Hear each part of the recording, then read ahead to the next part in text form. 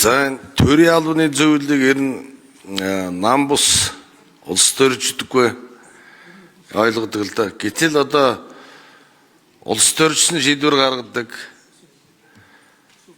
Улс төржөд одоо зарим ялсан аймагуудын удирдлагуудын одоо засаг даргын эрхэнд алддаг, хугацаатай даалгавар өгдөг асуудал гарч байгаа.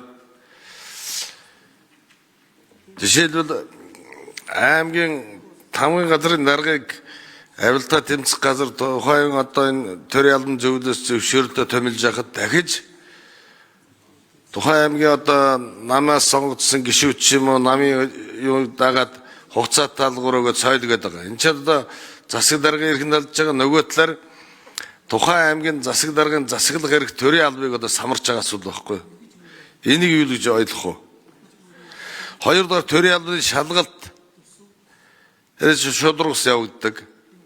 Ярилцлага түрүүс Наранбаатар гишүү ярьлаа.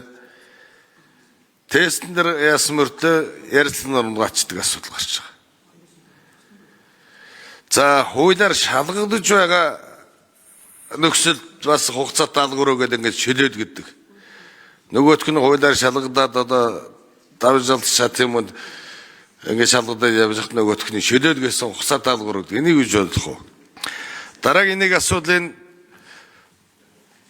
төрийн албаны тухай хуулийн 43-3-4 жирэмсний болон амарлсны амралттай хүүхд тасрах чөлөөтэй төнцөл нь эрүүл мэндийн шалтгааны бас 3 сараас 1 жил хүртэлх хугацаагаар эмчилүүлж сөүлүүлэх шаардлагатай болсон тохиолдолд төрийн албан хагшийн нөөцөд бүртгүүлсэн иргэнийг сонгоож тодорхой хугацаагаар төр орлон гүйцэтгүүлэх тухай заасан байхад хуулийг үүсгэхэд төрийн албаны зөвлөлөөс улс төрчин шийдвэр гаргаад байгаа.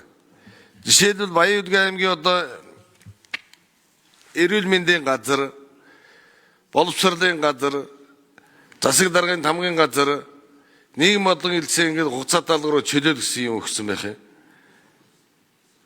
Тухайн аймаг одоо сурагчдын одоо хаврын 10 жил төгсөж байгаа ийм үед нөгөө талаар бас эрүүл мэндийн салбарын чухал асуудлууд ингээд төрийн албыг самарсан шийдвэр гаргаж байгаа юу л ойлгох вэ?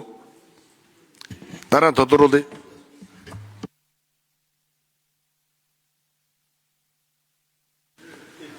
За хариулт өгье. Нэр төвчгч амар төгс.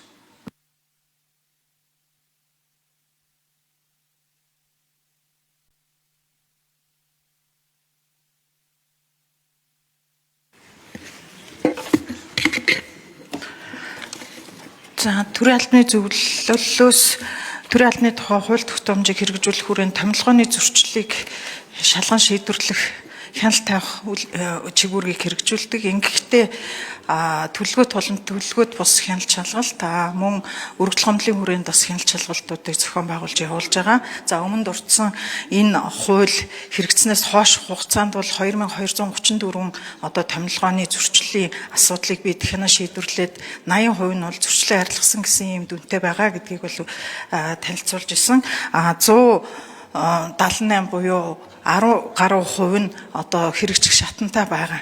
Тэгэхээр энэ хууль тогтоомж хэрэгжүүлэх хүрээнд тавьж байгаа хяналтын хүрээнд хэрвээ зөрчилтэй томилгоо байна гэдэг маань төрийн албаны хуулид заасан тэр шалгуур шаардлагын дагуу томилогдоогүй тохиолдолд томилгооныхоо зөрчлийг арилгах одоо мэдээлэл өгдөг. Тэгээ энэ хүрээнд нь одоо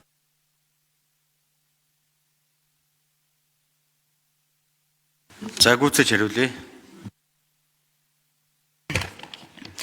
Энэ хүрээнд тавьсан зөрчил арилгах шаардлагыг биелүүлэх хүрээндээ одоо хугацаатай үйл ажиллагаанд шалгалт зохион байгуулагддаг. За шалгалтын үйл ажиллагааг 56 салбар зөвлөл болон төрийн албаны зөвлөл зохион байгуулж байгаа. Салбар зөвлөлүүдэд тухайн одоо орон нутгийн болон байгууллагын төлөөллүүдэд 7-оос 11 хүн ажилладаг. За энэ одоо шалгалтын үйл ажиллагааг бие дааж шийдвэрлэх эрхтэй байдаг.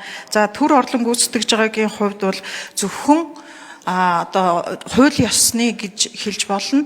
Тийм нөөцөд байгаа иргэдээс одоо төр орлон гүйцэтгүүлэх ёстой. Энэ нөөцөд байхгүй иргэдээр төр орлон гүйцэтгүүлсэн тохиолдолд хугацаатай үүрэг өгж байгаа. Энэ хугацаатай үүрэг өгж байгаа тохиолдол нь бол тухайн байгууллагын дотроос нь одоо хууль ёсны хүнээр төр орлон гүйцэтгүүлээ. Тэр хоорондоо шалгалт зохион байгуулах, хуульд нийцүүлэх шийдвэрүүдийг гаргах ийм зүйлүүд байдаг. Танд яг тодорхой мэдээллийг бол дэлгэрэнгүй гаргаж өгч болно.